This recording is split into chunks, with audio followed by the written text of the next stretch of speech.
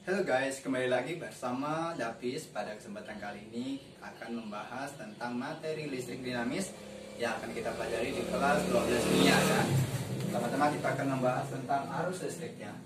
Arus listrik adalah aliran muatan-muatan listrik. Nah, ada beberapa bahan yang disinggung ketika kita berbicara tentang arus listrik. Yang pertama adalah konduktor. Itu adalah bahan yang dapat mengalirkan listrik. Contohnya misalnya tembaga ya.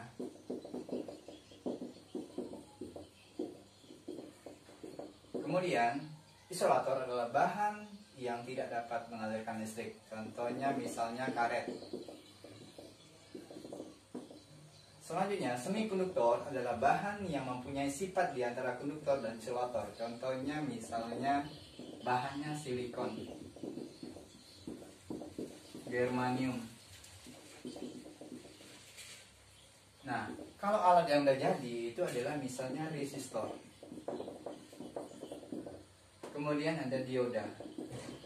Ini adalah komponen listrik ya. Komponen listriknya. Selanjutnya, arus listrik itu mengalir dari potensial yang tinggi ke potensial yang rendah. Atau dengan kata lain, arus listrik itu mengalir dari kutub positif ke kutub yang negatif ya. Ini negatif ya. Nah, arus listrik ini dapat kita artikan juga seperti ini. Misalnya arus listrik itu jumlah muatan yang mengalir melalui suatu penampang persatuan waktu itu jumlahnya tetap. Kalau kita rumuskan itu sama dengan I sama dengan Q per T yang ya. Nah, ini keterangan I itu kuat arus listrik, Q adalah muatan listrik, kolom satuannya, T adalah waktu sekon. Ya. Selanjutnya kuat arus listrik itu kita sama-sama tahu adalah besaran skalar. Tapi kalau dalam fisika ada yang namanya rapat arus. Rapat arus ini adalah besaran vektor. Rapat arus itu adalah kuat arus listrik tiap satuan luas ya. Nah, ini kalau dirumuskan jadi kayak gini. Jadi J sama dengan I per A ya. J rapat arus, I adalah arus listrik, A adalah luas penampang ya. Nah, di sini ada persamaan arus listrik yang mengalir melalui kawat konduktor ya. Itu I sama dengan P ini indeks D dikali E dikali N dikali A. Nah, saya akan menjelaskan ilustrasinya seperti ini. Misalnya, ada satu kawat yang dihubungkan dengan sumber tegangan ya. Ketika dihubungkan dengan sumber tegangan, maka akan terjadi namanya beda potensial di antara masing-masing kutub. Nah, menyebabkan elektron bergerak menuju kutub positif ya. Sehingga terjadilah arus listrik. Nah, itu ya peristiwa terjadinya arus listrik ya. Maka kalau tidak ada sumber tegangan, maka tidak akan ada terjadinya arus listriknya seperti itu. Kemudian kita akan beranjak ke yang berikutnya, itu bagian B, hukum Ohm dan hambatan listrik ya. Nah, pada tahun 1827 si Ohmnya ini menemukan salah satu persamaan itu melalui suatu percobaan ya, di mana dia menemukan hubungan tegangan dan arus listrik ya, sehingga dia peroleh bahwa R itu sama dengan tegangan dibagi arus listrik ya. Atau yang paling terkenal sekali adalah hukum Ampere, P sama dengan I kali R ya. Nah, ini yang paling terkenal, ini penemunya si Ohmnya. Maka satuannya itu adalah hambatan listrik itu Ohm ya. Nah, ini keterangannya nanti bisa dibaca sendiri ya. Berikutnya, hambatan listrik merupakan ukuran sifat suatu bahan atau suatu benda atau bahan untuk menghambat arus listrik. Nah, jadi arus listrik itu bisa kita perkecil ya, dengan cara itu menambahkan hambatan atau nama lainnya resistor kalau sekarang ya. Ini persamaannya ada R sama dengan rho L per A. Ini keterangannya bisa dibaca sendiri. Nanti akan saya tunjukkan simulasinya seperti apa ya. Berikutnya, ini yang paling pengen saya tekankan ya, karena ini yang paling sering dibahas dalam salah satu permasalahan soal-soal fisika ya. Rangkaian listrik arus searah ya. Pertama ada hukum satu Kirchhoff. Nah, ini bunyinya kita harus tahu. Itu jumlah arus listrik yang memasuki suatu titik simpul. Nah, ini biasa lainnya adalah percabangan ya. Sama dengan jumlah arus listrik yang keluar dari titik simpul ya. Nah, ini berarti percabangan juga gitu. Simpul pasti tahu lah kalian ya. Nah, maka si Kirchhoff ini menyatakan bahwa arus listrik yang masuk itu sama dengan arus listrik yang keluar ya, jumlahnya ya. Saya kasih ilustrasinya seperti ini misalnya. Ini ada salah satu rangkaian listrik ya.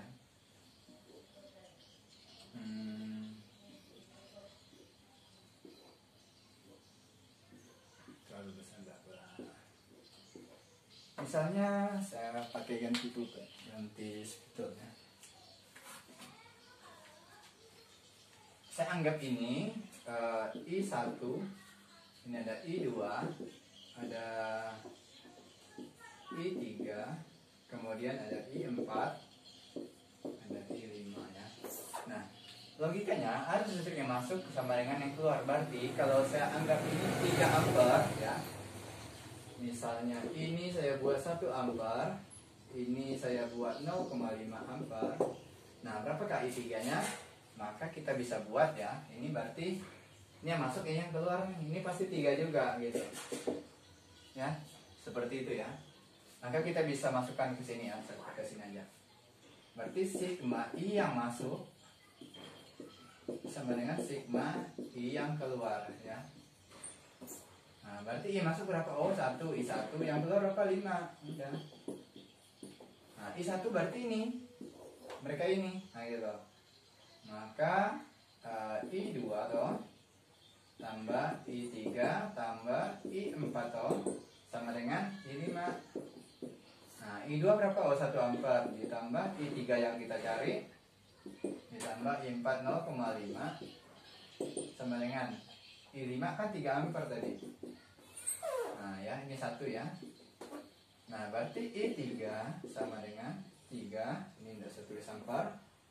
Ini kalau pindah ruas berarti kurang 0,5. Kurang 1, pindah ruas berarti kurang 1 toh. 3 dikurang berarti 1,5 toh. Berarti berapa? 1,5 ampere toh. Nah jadi seperti itu ya. Bisa dipahami ya. Itu untuk yang arus listrik yang masuk dan yang keluar ya. Berikutnya kita akan lanjutkan dengan konsep yang A, itu rangkaian seri resistor. Kalau dia rangkaian seri resistor, maka resistornya modelnya seperti ini ya, sejajar ya. Maka konsep yang harus kita pahami ya, itu arus yang mengalir di R1 dan R2 itu sama.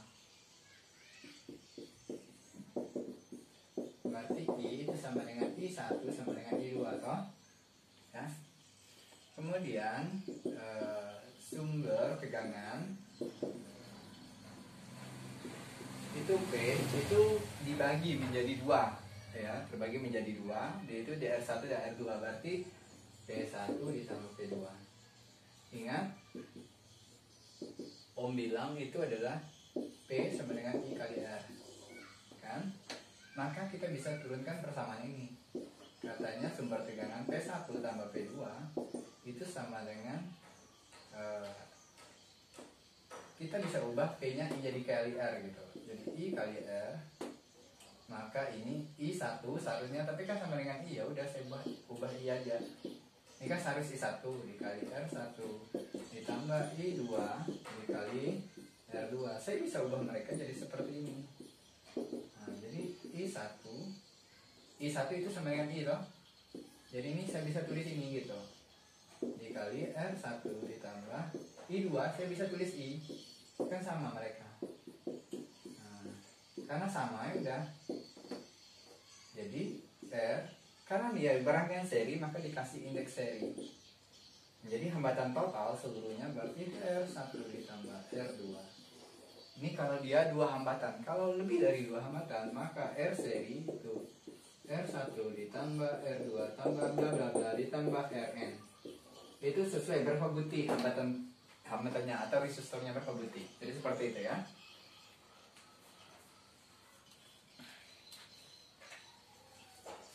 Paham ya? Oke, kita lanjutkan yang berikutnya.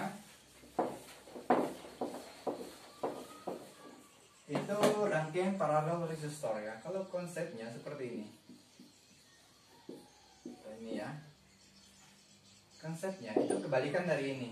Kalau tadi ini arus, sekarang di sini tegangan yang sama. Sumber tegangannya.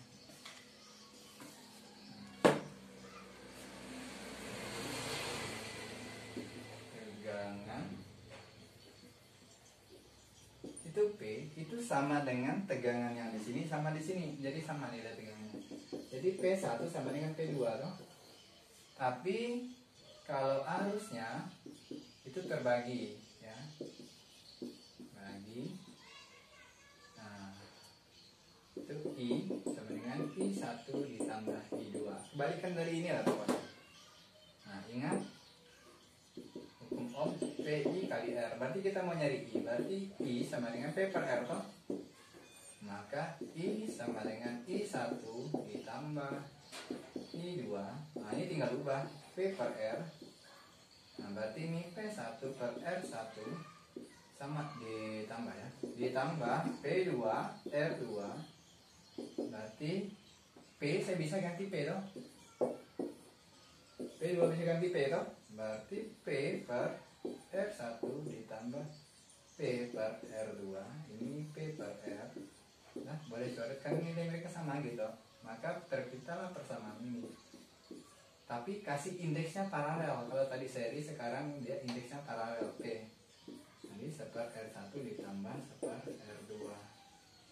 Nah, terciptalah persamaan ini. Ya. Kalau lebih dari 1, lebih dari 2, berarti dapat RS 1 per R1 ditambah 1 per R2 tambah tambah seper N. Ini kalau lebih dari 2, tergantung resistornya ada berapa. Misalnya saya kasih contoh ini. Misalnya ini ada 2 ohm. Ini 3 ohm misalnya ya.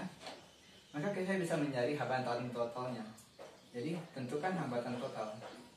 Hambatan total ya, berarti 1 per R paralel itu sama dengan 1. R1 nya berapa? 2 ditambah R2 nya berapa? 3. Berarti samakan penyebut toh 6. Berarti 6 bagi 2 3 kali 1 3 tambah 6 bagi 3 berarti 2 kali 1 berarti 2. Berarti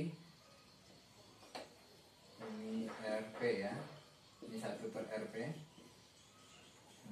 Maka 1 per RP itu sama dengan 5 per 6 toh.